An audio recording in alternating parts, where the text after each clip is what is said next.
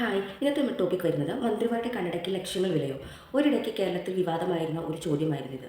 നമ്മുടെ ഉന്നത വിദ്യാഭ്യാസ മന്ത്രിയായിരുന്ന ആർ ബിന്ദുവിൻ്റെ കണ്ണടയുടെ വില 35,000 രൂപയ്ക്ക് മുകളിലായിരുന്നു. അതിൻ്റെ ഭാഗമായിട്ട് നമ്മുടെ സാധാരണക്കാരുടെ ഇടയിൽ ഇപ്പോഴും ഒരു ചോദ്യചിഹ്നമാണ്, എന്തുകൊണ്ടാണ് മന്ത്രിമാരുടെ കണ്ണടയ്ക്ക് ഇത്രയും വില എന്നുള്ളത്. അതായത് നമുക്കറിയാം, നമ്മുടെ കേരളത്തിലുള്ള അതായത് ഒരു ഭൂരിഭാഗം മന്ത്രിമാരും 40 വയസ്സ് പ്രായത്തിന് മുകളിലുള്ളവരാണ്.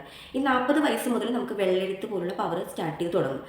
നമുക്ക് വായിക്കാനുള്ള ബുദ്ധിമുട്ട് തുടങ്ങുന്ന ഒരു പ്രായമാണ് 40 വയസ്സ്. അപ്പോൾ നമുക്കറിയാം, 40 വയസ്സിന് മുകളിലേക്കുള്ള മന്ത്രിമാരാണ് കൂടുതലും നമ്മുടെ കേരളത്തിലുള്ളത്. ഇപ്പോൾ 40 വയസ്സിന് ശേഷം നമ്മൾ ഉപയോഗിക്കുന്ന ഒരു ലെൻസാണ് പ്രോഗ്രസീവ് ലെൻസ് എന്ന് പറയുന്നത്.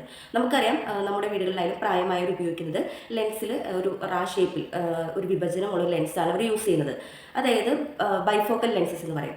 അത് ഉപയോഗിക്കുന്നവരിൽ പ്രായം എടുത്തറിയാൻ ചാൻസ് ഉള്ളത് കൊണ്ട് തന്നെ ഇപ്പോൾ കൂടുതലും ആളുകൾ കോസ്മെറ്റിക് പർപ്പസായിട്ട്, കോസ്മെറ്റിക് അപ്പിയറൻസ് ഒഴിവാക്കാൻ വേണ്ടിയിട്ട് അവർ ഉപയോഗിക്കുന്ന ഒരു ലെൻസാണ് പ്രോഗ്രസീവ് ലെൻസ് വരുന്നത്. ഇതിൽ 3 പവേഴ്സ് ആയിരിക്കും വരിക: ദൂരക്കാഴ്ച, അതുപോലെ തന്നെ ഇടക്കാഴ്ച, ഇന്റർമീഡിയറ്റ് സോൺ കമ്പ്യൂട്ടർ യൂസ് ചെയ്യാനും മൊബൈൽ യൂസ് ചെയ്യാനും, ഏറ്റവും താഴെയുള്ള റീഡിംഗ് സോൺ വരുന്നത് നമുക്ക് വായിക്കാനായിട്ട്. മന്ത്രിമാർ മാത്രമല്ല, ഉയർന്ന ഉദ്യോഗസ്ഥർ, അതായത് വലിയ വലിയ പോസ്റ്റുകൾ കൈകാര്യം ചെയ്യുന്ന ഉയർന്ന ഉദ്യോഗസ്ഥരും ഇതുപോലുള്ള പ്രോഗ്രസീവ് ലെൻസാണ് യൂസ് ചെയ്യുന്നത്. ഇതെന്തുകൊണ്ടാണെന്ന് വെച്ചിട്ടുണ്ടെങ്കിൽ ഇവർക്ക് വിവിധ തരത്തിലുള്ള വികസന പദ്ധതികളുടെ മേൽനോട്ടവും അതുപോലെ തന്നെ നിരന്തരമായ യാത്രകളും കമ്പ്യൂട്ടർ ഉപയോഗവും വായനയും കൂടുതലാണ്.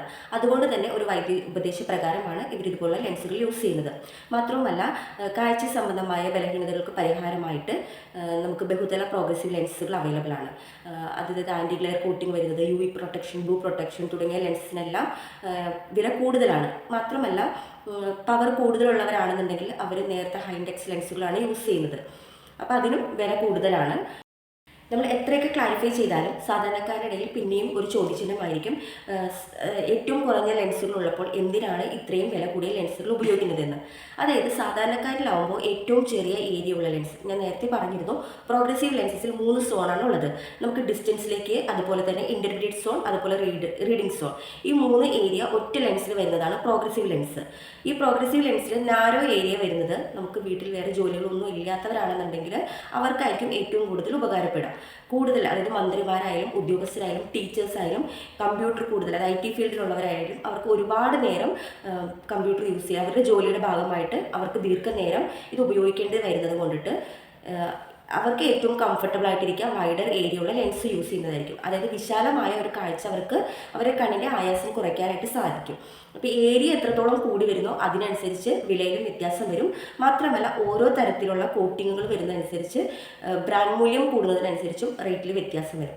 അതായത് നമുക്കറിയാം, ഇപ്പോൾ ബ്രാൻഡ് മൂല്യം കൂടുന്നതനുസരിച്ച് call size, റോഡൻ stock, എസിലോർ, Nikon, Hoya ഇതുപോലുള്ള ലെൻസൊക്കെയാണ് യൂസ് ചെയ്യുന്നതെങ്കിൽ ഇവർ ഏറ്റവും കൂടുതലും ക്വാളിറ്റിയും പ്രൊവൈഡ് ചെയ്യുന്നത് കൊണ്ടാണ് ലെൻസിന് കൂടുതൽ റേറ്റ് വരുന്നത്. ഓരോ തരത്തിലുള്ള കോട്ടിങ്, അതായത് സ്ക്രാച്ച് റെസിസ്റ്റൻറ്റ്, വാട്ടർ റിപ്പലൻറ്റ്, സ്പഡ് പ്രൂഫ്, ഇതുപോലുള്ള ഓരോ തരത്തിലുള്ള അഡ്വാൻറ്റേജസ്, ഇതുപോലുള്ള കുറേ കാര്യങ്ങൾ പ്രൊവൈഡ് ചെയ്യുന്നത് കൊണ്ടിട്ടാണ് ലെൻസിന് റേറ്റ് കൂടുന്നത്. നമ്മൾ സാധാരണക്കാർക്ക് ഏറ്റവും കുറഞ്ഞ ഏരിയ ഉള്ള ലെൻസ് മതിയെങ്കിൽ നമ്മുടെ ജോലിക്കനുസരിച്ച്, എന്താണോ നമ്മുടെ ജോലിയുടെ പർപ്പസ് വരുന്നത്, എത്രത്തോളം നമുക്ക് യൂസേജ് വരുന്നുണ്ട്, അതനുസരിച്ചാണ് ഓരോരുത്തരും ലെൻസ് ചൂസ് ചെയ്യുക. അല്ലാതെ ഒരു മന്ത്രി ആയതുകൊണ്ടിട്ട് അന്ന് ഞാനൊരു മന്ത്രിയാണ്, ഒരു 50,000 രൂപയുടെ ലെൻസ് എടുക്കാം, അങ്ങനെയല്ല. ആ മന്ത്രിയെ സംബന്ധിച്ചിടത്തോളം അവർക്ക് ഒരുപാട് കാര്യങ്ങൾ ചെയ്തു തീർക്കാനുണ്ട്. ചിലപ്പോൾ ഒരുപാട് തരത്തിലുള്ള പേപ്പർ വർക്കും കാര്യങ്ങളും ചെയ്യാനുണ്ടാവും, ഒരുപാട് വായിക്കാനുണ്ടാവും. അങ്ങനെയൊക്കെ അവരെ സംബന്ധിച്ച് അവർക്ക് കാഴ്ച സുഗമമാക്കാനായിട്ടുള്ള തരത്തിലുള്ള ലെൻസ് എടുക്കേണ്ടതായിട്ട് വരും. അതുകൊണ്ട് മാത്രമാണ് അവർക്ക് അവരുടെ ലെൻസിന് ഇത്രയും രൂപ വരുന്നത്. അപ്പോൾ എല്ലാവരുടെയും ചോദ്യത്തിനുള്ളൊരു ക്ലാരിറ്റി കിട്ടിയെന്ന് വിചാരിക്കുന്നു. അപ്പോൾ ഇതുപോലുള്ള നല്ലൊരു വീഡിയോ ആയിട്ട് വരാം. Maximum share